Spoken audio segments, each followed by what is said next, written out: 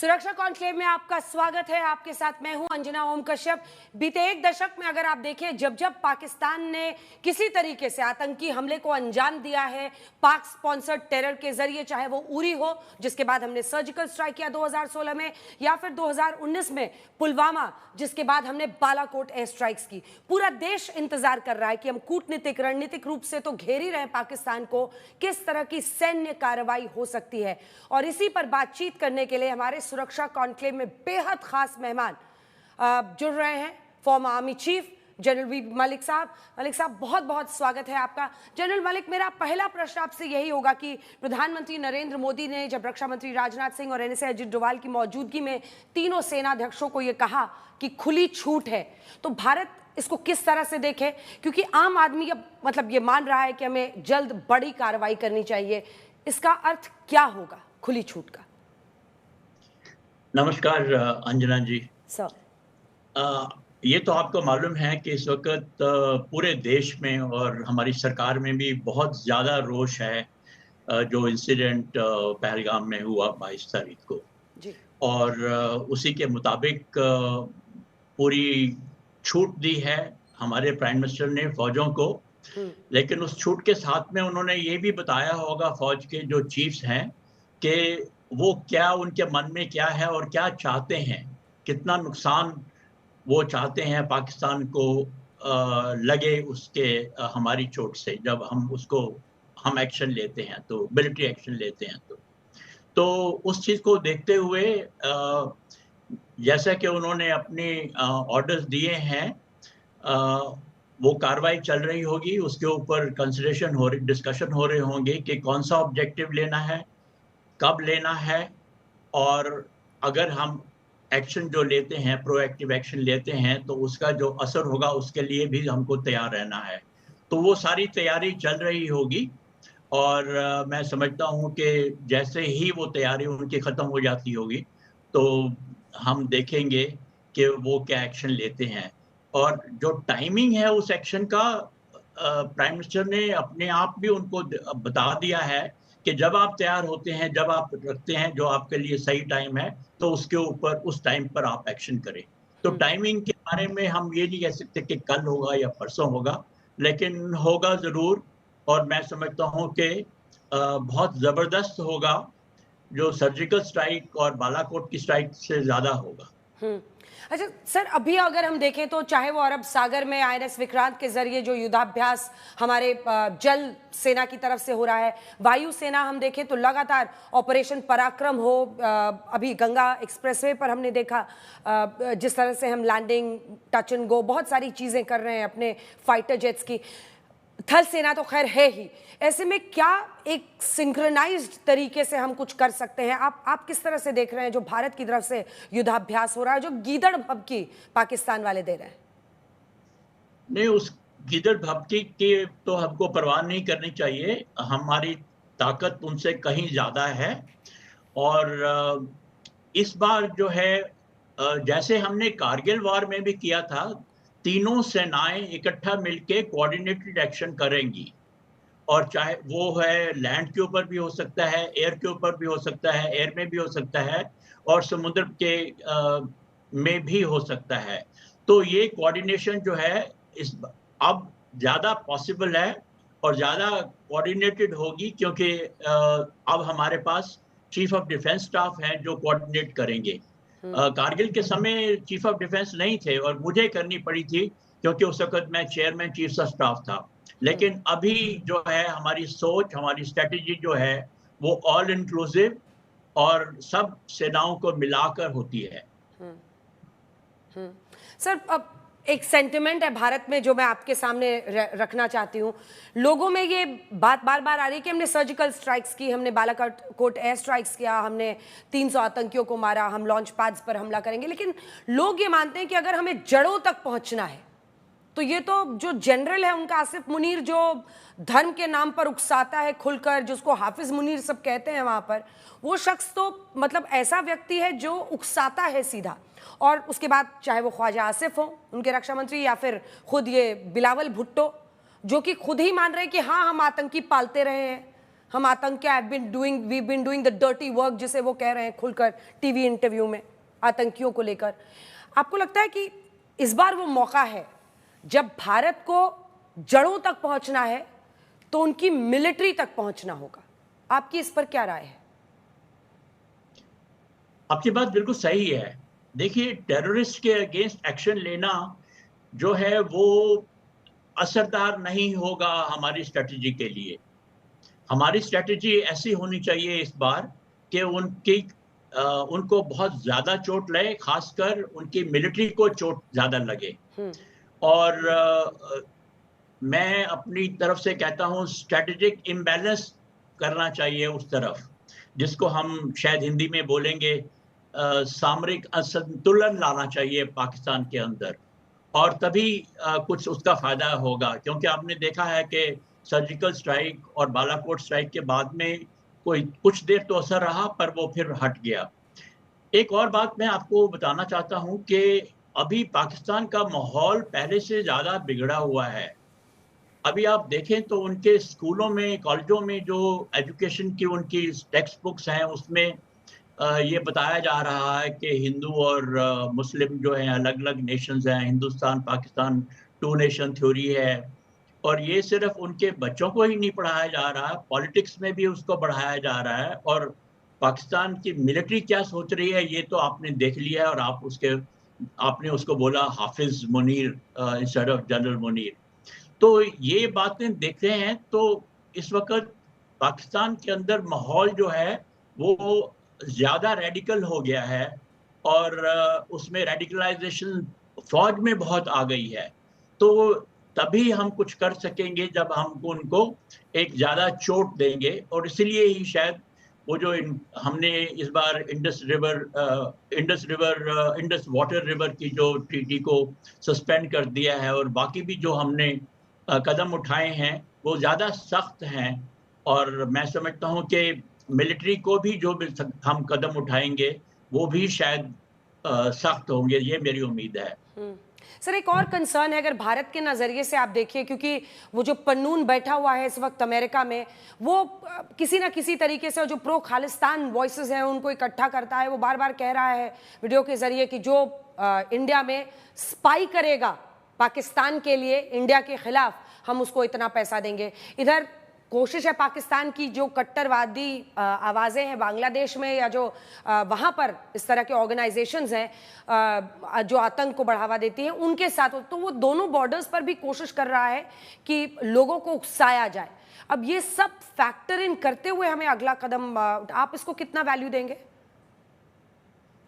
देखिए, हमारी काफ़ी ताकत है इस वक्त इस सब कॉन्टिनेंट में, और मेरे ख्याल में हम इस चीज़ का मुकाबला कर सकते हैं जो फालतू की आवाज़ें हो रही हैं। बांग्लादेश की आवाज़ क्या हो सकती है जब हमने उनको वैसे ही 3 तरफ से घेर के करके रखा हुआ है, और क्या है उनकी ताकत कि वो कुछ करने की कोशिश करें। अगर कोई कोशिश करेगा तो हमारे में अभी भी ताकत है कि उनको हम ज़्यादा चोट पहुँचा सकते हैं। और पन्नून की बात में जो बात करते हैं, घटिया आदमी है, और हमको डिप्लोमेसी के ज़रिए भी काम करते रहना चाहिए। लेकिन हमको ये भी देखना चाहिए कि उस ऐसी आवाज़ को ओवर्ट या कोवर्ट तरीके से हम कैसे ख़त्म कर सकते हैं। पीटर हेग्सेट जो कि रक्षा मंत्री हैं अमेरिका के, उनकी बीते दिन रक्षा मंत्री राजनाथ सिंह से बात हुई है, और उन्होंने कैटेगोरिकली जो बात कही है उसमें उन्होंने कहा है कि भारत जो भी कदम उठाएगा हम उसके साथ खड़े हैं। इसको आप किस तरह से देखते हैं? क्योंकि अगर सैन्य कार्रवाई भारत करता है तो पाकिस्तान अब डिप्लोमेटिकली, कूटनीतिक तौर पर इतना अलग थलग पड़ गया है कि भारत जो भी कदम उठाएगा, मुझे लगता है कि विश्व में कोई भी पाकिस्तान के साथ खड़ा तो कम से कम नहीं दिखाई देगा। देखिए, डिप्लोमेटिक एक्शन जो हैं वो ज़रूरी होते हैं, क्योंकि फौजी एक्शन और डिप्लोमेटिक एक्शन जो है वो साथ-साथ चलते हैं। और आपको याद होगा कि कारगिल के समय में भी हमारे डिप्लोमेसी ने बहुत अच्छा काम किया था, और अभी भी लगता है कि वो साथ-साथ चलकर अच्छा काम कर रही हैं। लेकिन मैं उसके कहने के साथ में ये भी बोलूँगा कि अंत में हमको अपने ऊपर ही ज़्यादा भरोसा करना चाहिए, अपने ऊपर ही ये जो कार्रवाई है उसमें उसके ऊपर जोर देना चाहिए। और सारे जो इस वक़्त बाकी जो देश हैं वो दूसरी हालात में फंसे हुए हैं, चाहे वो यूरोप में रशिया और यूक्रेन का वॉर चल रहा हो, या मिडिल ईस्ट में चल रहा हो, या प्रेसिडेंट ट्रम्प की जो टैरिफ वॉर चल रहा है चाइना के साथ में। तो वो सारे अपने अपने जो अपनी उनकी प्रॉब्लम्स हैं उसमें ज़्यादा फंसे हुए हैं। तो हमको चाहिए कि हम उनको साथ में लेके चलें, ताकि हमको उनकी सहायता मिले यूनाइटेड नेशंस में और जगह पर। लेकिन अंत में मैं समझता हूँ कि हमको अपने ऊपर ही भरोसा करना होगा और अपनी ही कार्रवाई करनी होगी, जो हम सही समझते हैं, जो अपना हमारे देश के हित में है। जी। जनरल मलिक, जो कोई भी आम व्यक्ति नागरिक मुझे मिलता है, सबका पहला जो सवाल मुझसे होता है वही सवाल मैं आपके सामने रख देना चाहती हूँ। लोग पूछते हैं कि क्या युद्ध होगा? क्या आप एक फुल फ्लेजेड वॉर की स्थिति देखते हैं? जब हम कोई भी काइनेटिक रिटेलिएशन करेंगे फौज के साथ में, फौज के साथ में, तो हमको एस्केलेशन के लिए तैयार रहना पड़ेगा। ये ज़रूरी है, और इसीलिए ही शायद हम लोग अभी प्रिपरेशन जो है उसमें कर रहे हैं। तो एस्केलेशन ऐसी जगह पर होती है, और हमको चाहिए कि उसको 2 कदम आगे सोच के रखें कि अगर होती है तो हमको अगला कदम क्या उठाना चाहिए। लेकिन मैं समझता हूँ कि जो भी अभी एक्शन होगा, हम लोग ऑल आउट वॉर में नहीं जाएँगे, उस सिचुएशन में नहीं जाएँगे, और उससे पहले ही उसको लिमिटेड वॉर में ही हम लोग अपना जो हमको ऑब्जेक्टिव है, पॉलिटिकल एम है, उसको हम पूरा कर सकते हैं। लेकिन हमको पूरी तरीके से पूरे देश के से हमको तैयारी रहनी पड़ेगी कि अगर वो एस्केलेट होती है तो हम उसके लिए तैयार हैं। जनरल मलिक, मैं आपसे जरा पाकिस्तान की सेना पर कुछ सुनना चाहती हूँ, क्योंकि ये एक ऐसा देश है जहां पर चीफ एक ऐसे व्यक्ति को बनाया गया है जिसको सब यही कहते हैं कि मुल्ला आसिम मुनीर है, और वो जिस तरह की बातें करता है, मतलब एक फौजी इस तरह की भाषा, इस तरह से धर्म के नाम पर लोगों को उकसाए, टू नेशन थ्योरी की बात करे, ये कल्पना से परे है। अब अपनी सेना में भी जाहिर तौर पर वो ऐसी ही जहर घोलता होगा। रावलपिंडी से पूरा पाकिस्तान चलता है, ये किसको नहीं पता है। ऐसे में जब आप पाकिस्तान की सेना, आप सोचिए, जो सेना अपने फौजियों के मतलब पार्थिव शरीर को ना लेना चाहे, अपने भेजे हुए आतंकियों को तो खैर पहचानने से ही इनकार कर देता है, दुनिया के सामने रोता रहता है। जब एफएटीएफ में ग्रे लिस्ट में हमने 2018 में डाला, फिर रो के दुनिया को बताया हमने हाफिज सईद के खिलाफ यही कार्रवाई की है, 22 में वो ग्रे लिस्ट से हट गया। अब हमने आज तक ने दिखा दिया कि कैसे लाहौर में अभी भी घर है, ठिकाना है जहां रहता है हाफिज सईद, उसको सेफ हाउस में रखते हैं। जब ऐसी सेना से मुकाबला हो, उसको आप किस तरह से देखते हैं? देखिए, पाकिस्तान मिलिट्री जो है वो शुरू से ही 1947-48 से ही जो जिहादी एलिमेंट्स हैं, रेडिकल एलिमेंट्स हैं, उनके ऊपर उनका इस्तेमाल करती रही है। 1947-48 में पठानों को उन्होंने इस्तेमाल किया कश्मीर के ऊपर हमला करने के, उसके बाद में 65 में भी देखा, और 1999 में कारगिल के वॉर के वक़्त चाहे वो नहीं भी थे, फिर भी उन्होंने दिखाने की कोशिश की कि ये हमने नहीं किया है, पाकिस्तान आर्मी ने एक्शन नहीं किया है, ये तो जिहादी एलिमेंट्स हैं, उन्होंने किया है। सो ये उनकी एक स्ट्रैटेजी बन गई है, जो वो बार-बार उस स्ट्रैटेजी को लगाते हैं, उसी का ही इस्तेमाल करते हैं, और वो अपने आप खुद फौज के खासकर जो बड़े उनके सीनियर ऑफिसर हैं, वो पीछे रहते हैं। दूसरा, रेडिकलाइजेशन के बारे में आपने बात की कि फौज उनकी रेडिकलाइज ज़्यादा है, तो ये आपकी बात बिल्कुल सही है। मैंने भी देखा है, अपने एक्सपीरियंस मैंने किया है अपने सर्विस में, कि जो मिलिट्री लीडर्स थे पाकिस्तान के, परवेज़ मुशर्रफ से पहले वाले जो थे, वो लोग, उनकी जिहादी सोच कम थी, और जो उसके बाद में आए हैं, जिनको हम ज़िया भर्ती बोलते हैं, जब जनरल ज़िया खुद चीफ थे और प्रेसिडेंट थे, और उन्होंने जो उनके समय में जो भर्ती हुए हैं और अब वो सीनियर ऑफिसर बन गए हैं, उनकी सोच बिल्कुल अलग है, वो ज़्यादा रेडिकलाइज्ड हैं। और जनरल मुनीर तो मेरे ख्याल में मदरसे में पढ़े हुए हैं शुरू से ही, और तो उनकी बिल्कुल सोच जो है वो टोटली रेडिकल है, और उनका इतना एक्सपोज़र भी नहीं है बाहर के देशों में जाकर वो देखना।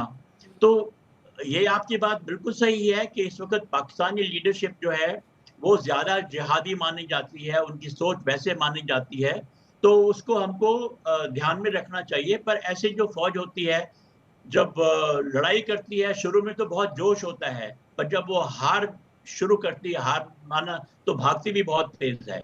और यही बिल्कुल। मैंने और देखा इससे अच्छा अनुभव और कारगिल की किसको लड़ाई। होगा सर? करगिल युद्ध में आपके नेतृत्व में भारतीय सेना ने ऑपरेशन विजय को अंजाम दिया और खदेड़ दिया पाकिस्तानियों को करगिल इलाके से। उस समय की कुछ बात अगर आप बताना चाहें, और हमारी जो सेना आज आपको सुन रही होगी, उसमें कैसे आप हिम्मत और हौसला और जोश भरेंगे? देखिए, पहली बात तो मैं ये बोलूँगा कि हमारी फ़ौज में इस वक़्त पहले से बहुत अच्छे हथियार हैं, अच्छे इक्विपमेंट है और बहुत जोश है। और ऐसे समय में जब कि पूरा का पूरा देश उनके ऊपर विश्वास करता है, तो और भी उनको जोश मिलता है, जोश लगता है। और मैं समझता हूँ कि हमारी सेना जो है, वो समझती है कि हमारा देश उनसे क्या चाहता है, हमारी सरकार उनसे क्या चाहती है। और उसके लिए जो भी प्लान बनाएँगे, उसमें पूरे ज़ोर से काम करेंगे, जैसा कि उन्होंने कारगिल के युद्ध में करके दिखाया है। ना सिर्फ हमारी आर्मी, लेकिन मैं आर्मी, नेवी, एयर फोर्स तीनों को मिलके मेरा विश्वास है कि वो अपनी ड्यूटी पूरी सही तरीके से करेंगे और जैसी हम पब्लिक हम उम्मीद करती है उनसे, वो करके दिखाएँगे। जनरल मलिक, आप जब खदेड़ रहे थे तो भागते हुए पाकिस्तानियों के बारे में आप कुछ बता रहे थे करगिल में। ये अ, एक दफ़ा जब हमारी विजय हुई तोलोलिंग में, जब हमने उसको रिकैप्चर कर दिया, हम्म। तो उसके बाद में मैंने देखा कि बाकी जगह ऑब्जेक्टिव के ऊपर कैप्चर करना आसान हो गया, क्योंकि उनका मोराल टूट गया। तो मेरा कहने का ये था कि एक दफ़ा उनके ऊपर हम छा जाएँ, पहले हम विक्ट्री हासिल कर लें, पहले कहीं पर भी विजय हासिल कर दें, उसके बाद में उनका मोराल जल्दी टूटता है। ये मैंने ऑब्ज़र्व किया था कारगिल वॉर के समय। अब ऐसे वक्त पर आपने हौसले की भी बात की, आपने कहा कि हमारे पास बहुत आधुनिक मतलब पूरे विश्व में अगर आप देखें तो हम फोर्थ सबसे वेल इक्विप्ड और सबसे बड़ी आर्मी है, वहीं पाकिस्तान बहुत नीचे है। हर चीज में हम हैं, और हौसला तो हिंदुस्तानी न सिर्फ 140 करोड़ लोगों में बल्कि फौज में भी उसी तरह की है। तो भारत की जो आज ताकत है, उसके बारे में आप क्या कहना चाहेंगे? भारत की ताकत देखिए, इस वक़्त हमारी पूरी, हम लोग इसको कॉम्प्रिहेंसिव पावर बैलेंस बोलते हैं, तो पाकिस्तान से हम 10 गुना ज़्यादा हैं इस वक़्त। 10 गुना, बिल्कुल। चाहे वो इकोनॉमिक देखा जाए, मिलिट्री देखा जाए, बाकी हालात में भी। और पाकिस्तान की अपनी खुद की हालत को देखिए, इस वक़्त पॉलिटिकली बहुत डिफ़िकल्टी में है, बहुत मुश्किल पड़ रही है। फ़ौज का मोराल भी नीचे है, क्योंकि जो उनको बलूचिस्तान में मार खानी पड़ी है या केपीके एरिया में मार खानी पड़ी है, उसको भी देखा जाए। फाइनेंस देखा जाए, इकोनॉमिकली देखा जाए, तो उनके पास इतनी ताकत नहीं है कि वो 10-12 दिन से ज़्यादा लड़ाई कर सकें। और ये सारी जो चीज़ें हैं, ये हमारे हित में हैं इस वक़्त। तो बैलेंस जो है वो काफ़ी फ़र्क का है। हमारा बैलेंस जो है उनसे कॉम्प्रिहेंसिव पावर बैलेंस हमारे पास ज़्यादा है। तो इसलिए मैं कहता हूँ कि हम मुझे पूरी उम्मीद है कि हम लोग जो भी हम करेंगे, तो वो उसका असर जल्दी होगा। जनरल वीपी मलिक, बहुत बहुत धन्यवाद सर आपका आज तक पर आने के लिए। और दो बड़ी बातें, हालांकि आप खुद ही कह रहे हैं कि शायद युद्ध की नौबत ना आए, उससे पहले ही हम उसको सबक सिखा दें, लेकिन अगर आती भी है तो आपने कहा 10 से 12 दिन से ज्यादा पाकिस्तान भारत के सामने टिक नहीं सकता है। आप जैसे फौजी जनरल जिन्होंने भारत को लगातार जीत दिलाई है, ऑपरेशन विजय के जरिए आपने करगिल से उनको खदेड़ने में इतनी बड़ी भूमिका लीडरशिप में आपके हुआ, इन सब के लिए आपका बहुत बहुत धन्यवाद आज तक पर हमारे साथ जुड़ने के लिए। धन्यवाद सर। धन्यवाद। जय हिंद। इसी के साथ देश दुनिया की बाकी खबरों के लिए आप देखते रहिए आज तक।